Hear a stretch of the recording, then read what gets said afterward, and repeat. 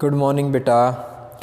वो कहते हैं ना कि गालिब एक बात अक्सर कहा करते थे कि टूट जाता है गरीबी में हर वो रिश्ता जो खास होता है और लाखों फ्रेंड बनते हैं जब पैसा पास होता है।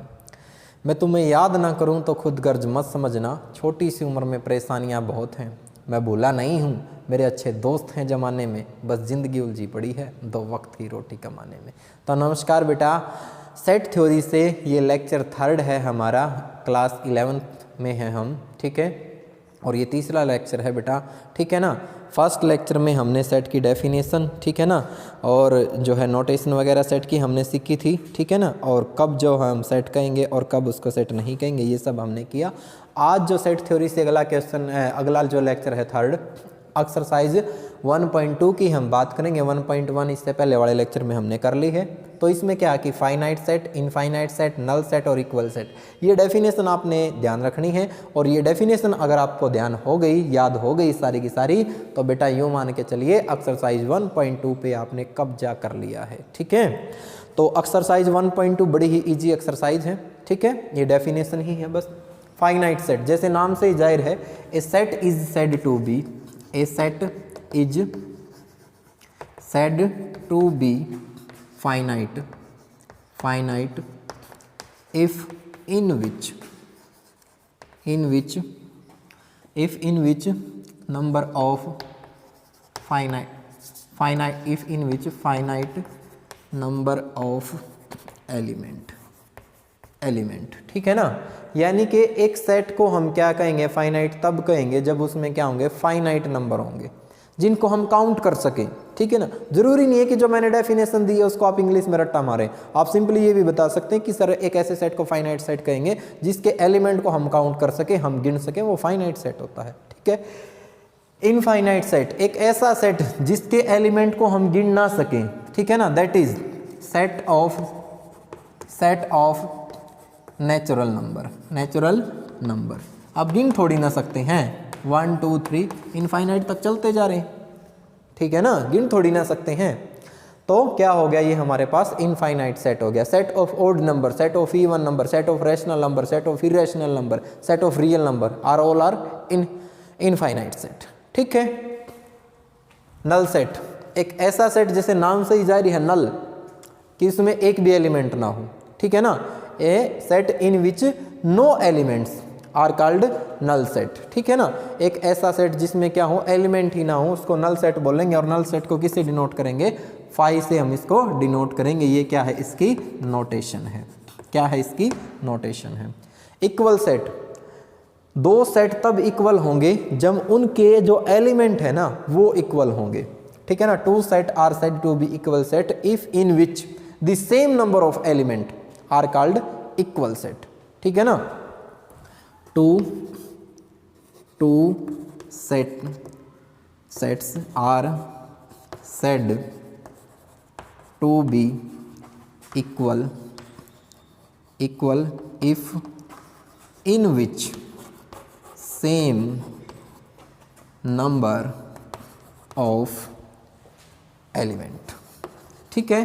तो हम इसको क्या कहेंगे, इक्वल सेट कहेंगे। जैसे एक सेट ए है, एलिमेंट क्या है 1 2 3, एक सेट बी है, एलिमेंट क्या है 3 1 2, भले ही आगे पीछे हैं लेकिन है तो सेम ही। तो इसका मतलब क्या हो गया कि सेट ए जो है बी के इक्वल होगा। एक छोटा सा नोट भी आपने ध्यान रखना है, NOTE नोट। अगर मान लिया सेट ए है, उसके अंदर एलिमेंट हैं A B C और D, और एक सेट बी दे दूं मैं, उसके अंदर एलिमेंट हैं A B B C और D, तो भी क्या होंगे, ये इक्वल होंगे। A B C और क्या हो गया, D हो गया, A B C D। मतलब इसमें 4 एलिमेंट है, इसमें 5 है, लेकिन B जो है सेम ही तो है, भले वो रिपीट हुआ तो भी क्या हो जाएगा, A जो है वो क्या होगा, B के इक्वल होगा। ये आपने ध्यान रखना है, ठीक है।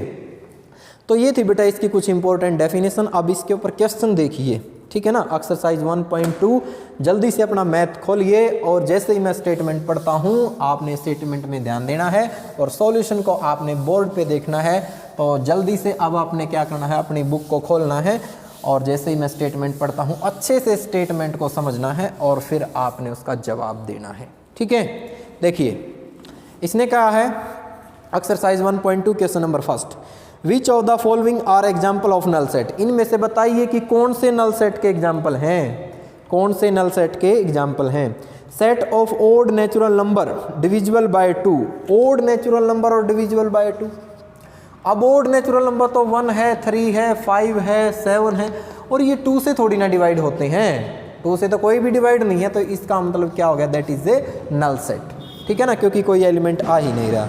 Set of even prime number, even भी प्राइम नंबर भी नल सेट नहीं होगा, क्योंकि 2 हमारे पास सबसे छोटा प्राइम नंबर है और ये इवन भी है, तो एक एलिमेंट आ गया, तो इसका मतलब नल सेट नहीं है।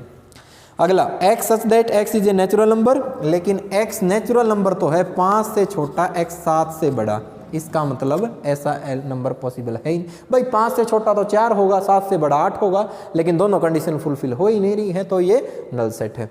तो कर लेंगे ना क्वेश्चन नंबर फर्स्ट। तो लास्ट पार्ट आपने इसका खुद करके देख लेना है, नल सेट ही होगा, कॉमन पॉइंट होता ही नहीं पैरेलल लाइन में। Second, which of the following set are finite और इनफाइनाइट, कि बताइए इनमें से कौन से फाइनाइट है और कौन से इनफाइनाइट है। अब हम बात कर रहे हैं किसकी, क्वेश्चन नंबर सेकंड, कि कौन से फाइनाइट है और कौन से क्या है, इनफाइनाइट। इसने कहा set of month of year, month of year जनवरी, फरवरी, ठीक है ना, गिन सकते हैं, लास्ट दिसंबर आता है, मेरे लाडलो 12 के 12 हैं, आसानी से काउंट कर सकते हैं। Yes it is a finite set, ठीक है ना, क्योंकि काउंट कर सकते हैं हम, तो फाइनाइट हो गया। 1 2 3 डॉट डॉट लगा के छोड़ दिया, 1 2 3 1 2 3, हमें पता ही नहीं कहाँ खत्म हो रहा है, तो क्या इसको सेट कहेंगे, नहीं, ये कौन सेट तो कहेंगे, लेकिन कौन सा सेट, इनफाइनाइट सेट, ठीक है ना, क्योंकि काउंट नहीं कर सकते हैं। तो कर लेंगे ना इस तरीके से जितने भी हैं ये part. Question number third, state whether each of the following set is finite और इनफाइनाइट। मैंने बताया जितने भी एक्सरसाइज आप करते हो उससे पहले जो प्रॉपर्टी है ना वो कर लिया करें आप, कोई दिक्कत नहीं आएगी आपको एक्सरसाइज में, क्योंकि क्वेश्चन सोल्व करना कोई मैथ पढ़ना नहीं होता बच्चों। जब तक आपको प्रॉपर्टी का नहीं पता होगा ना, मैं नहीं मानता कि आप मैथ के अच्छे स्टूडेंट हैं। सबसे पहले प्रॉपर्टी को पढ़िए अच्छे से, उनको रिवाइज कीजिए, उनको माइंड में सेट कीजिए, उनके प्रूफ कीजिए, फिर एक्सरसाइज में आइए, आपको बड़ा मजा आएगा एक्सरसाइज सोल्व करने में। इसने कहा है state whether each of the following set is finite और infinite. Set of line which are parallel to x axis, एक प्लेन है हमारे पास जिसमें एक एक्स एक्सिस है, एक वाई एक्सिस है, इसके पैरेलल में इतनी लाइन है हम काउंट नहीं कर सकते, ठीक है ना, कि सारी जिंदगी लग जाएगी गहराई नापने में, काउंट नहीं कर सकेंगे, तो क्या हो गया, इसका मतलब इनफाइनाइट सेट हो गया, ठीक है ना। इतनी पैरेलल लाइन है कि हमारी जिंदगी निकल जाएगी लेकिन काउंट नहीं कर सकते, तो इनफाइनाइट सेट।